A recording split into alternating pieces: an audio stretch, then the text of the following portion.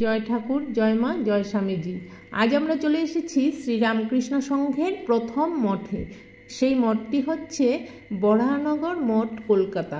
তো আমরা এসেছিলাম বেলুড় মঠে। তো আমরা বেলুড় মঠে এসেছি আজ 3 দিন হয়ে গেল। প্রথম দিন রাত্রি 11টার সময় এসেছিলাম, তারপর এসে খাওয়া দাওয়া করে আমরা ঘুমিয়ে পড়েছি। পরদিন ভোর 5টার সময় দক্ষিণেশ্বরে চলে যাই মা ভবতারিণীর মন্দিরে পুজো দিতে। তো মায়ের পুজো দেওয়া আমাদের সকালবেলায় হয়ে গেছে, 6:30 7টার মধ্যে পুজো দেওয়া হয়ে গেছে। ঠিক 6টা 6:30টার মধ্যে মায়ের মন্দিরে পুজো দিতে চলে গেছি।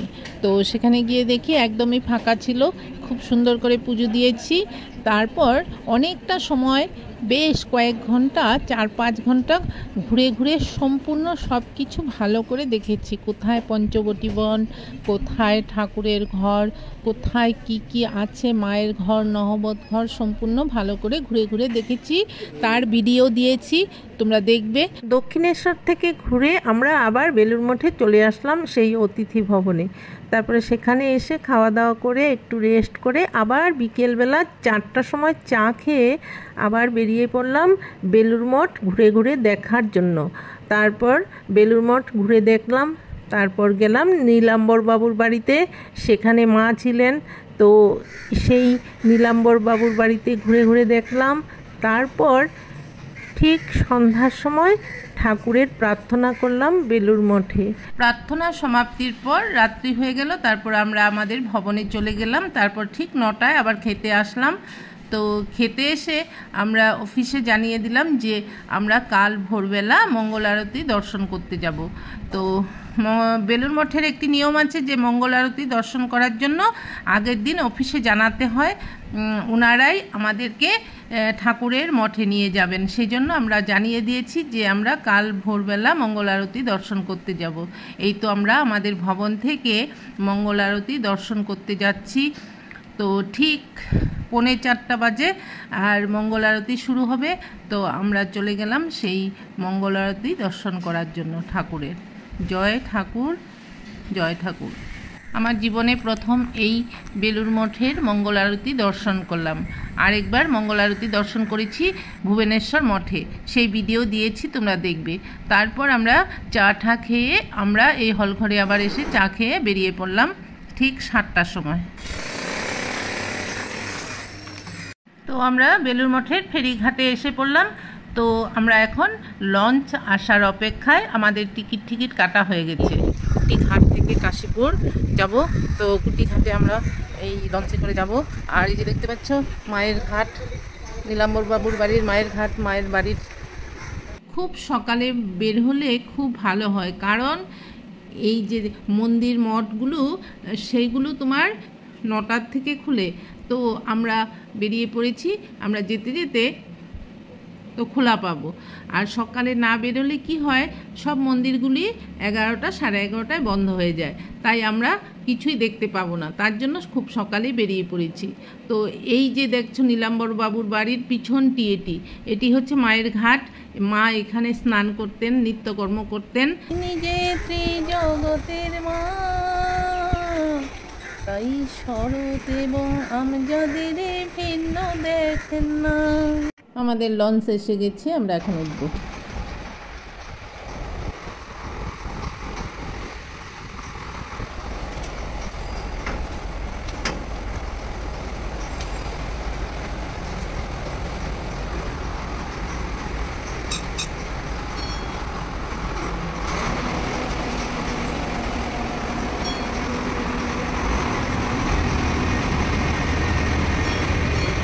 আমরা এখন প্রথম কুটিঘাট যাব। কুটিঘাট থেকে আমরা যাব বরাহনগর মঠ।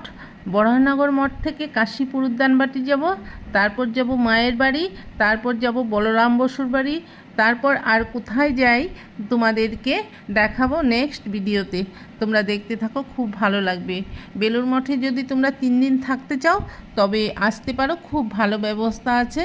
এখানে থেকে ঠাকুরের সব কয়টি জায়গায় তোমরা যেতে পারবে।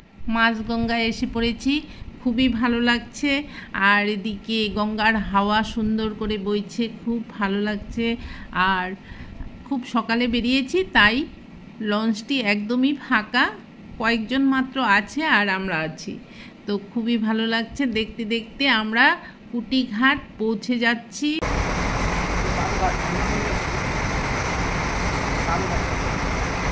জয় ঠাকুর, আমরা চলে এসে পড়েছি বরানগর মঠে, শ্রীরামকৃষ্ণ সংঘের প্রথম মঠে। 1886 সালে ভগবান শ্রীরামকৃষ্ণদেবের মৃত্যুর পর স্বামী বিবেকানন্দ এবং শ্রীরামকৃষ্ণদেবের অন্যান্য শিষ্যরা একটি আশ্রয়ের সন্ধানে ছিলেন। সেই আশ্রয়স্থলটি ছিল এই মঠ। তো স্বামী বিবেকানন্দ এবং তার ভাই শিষ্যরা এই জীর্ণ ও ভূতের বাড়িতে 1886 সাল থেকে 1892 সাল পর্যন্ত 5 বছরেরও বেশি সময় ধরে অভূতপূর্ব ক্লেশ ও অবহেলা নিয়ে প্রতিদিন ও রাতে গভীর ধ্যান তপস্যা করতেন, যাকে বলা হয় প্রথম মঠ বরানগর মঠ। এই বাড়িটি একটি জরাজীর্ণ বাগান বাড়ি ছিল, একদম ভূতের বাড়ির মতো ছিল। তো কোনো এক জমিদার পরিবারের ছিল। তো এই বাড়িটি তখন স্বামীজি এবং তার গুরু ভাইয়েরা মিলে ভাড়া নিয়েছিল। তো তারপর একটি মঠ গড়ে উঠেছিল। তো এই মঠ থেকেই স্বামীজি এবং তার গুরু ভাইরা সমগ্র ভারত এবং তিব্বতে তীর্থযাত্রার উদ্দেশ্যে যাত্রা করেছিলেন।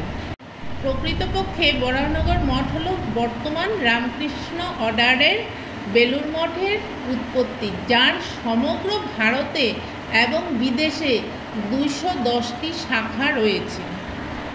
1886 সালে 16 আগস্ট শ্রী শ্রী রামকৃষ্ণের দেহত্যাগের পর তার কিছু কিছু গৃহস্থ ভক্তেরা আবার গৃহে ফিরে যান। তখন স্বামীজি আরও কয়েকজন সন্ন্যাসী ভক্ত মিলে এই বরানগর মঠে আসেন। পরে স্বামী বিবেকানন্দ এই মঠের প্রথম দিনগুলির কথা মনে করিয়ে দিতেন যে আমরা বরানগর মঠে অনেক ধর্মীয় অনুশীলন করেছি। আমরা ভোর 3টে উঠে জপ ও ধ্যানে মগ্ন হতাম। সেই দিনগুলিতে আমাদের বিচ্ছিন্নতার কি শক্তিশালী মনোভাব ছিল।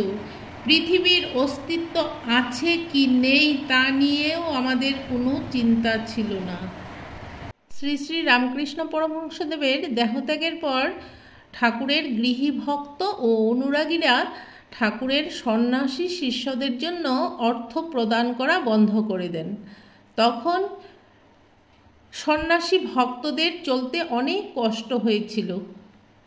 শুধুমাত্র শ্রীরামকৃষ্ণ পরমহংসদেবের ভক্ত সুরেন্দ্রনাথ মিত্র বাড়িটির ভাড়া দিতে চেয়েছেন। তো নরেন্দ্রনাথ ও তার গুরুভ্রাতারা তাদের দৈনিক খাদ্য সামগ্রী সংগ্রহ করে আনতেন মাধুকরী করে, তো সন্ন্যাসীদের শাস্ত্রসম্মত ভিক্ষাবৃত্তি করে। স্বামী বিবেকানন্দ ও তার সন্ন্যাসী গুরুভ্রাতারা অনেক কষ্ট করেছিল এই মঠের জন্য। তো 1887 সালে জানুয়ারি মাসে বরানগর মঠেই নরেন্দ্রনাথ দত্ত ও শ্রীরামকৃষ্ণ পরমহংসদেবের 8 জন অপর শিষ্য আনুষ্ঠানিকভাবে সন্ন্যাস ব্রত গ্রহণ করেছিলেন। যেভাবে স্বামী বিবেকানন্দ ও তার গুরুভ্রাতারা এই জরাজীর্ণ ঘরে থেকে কঠোর তপস্যা করে গেছেন, কঠোর কষ্ট করে গেছেন, কঠোর পরিশ্রম করে গেছেন, তো সেই রামকৃষ্ণ সংঘের ইতিহাসে স্বর্ণাক্ষরে লেখা থাকবে।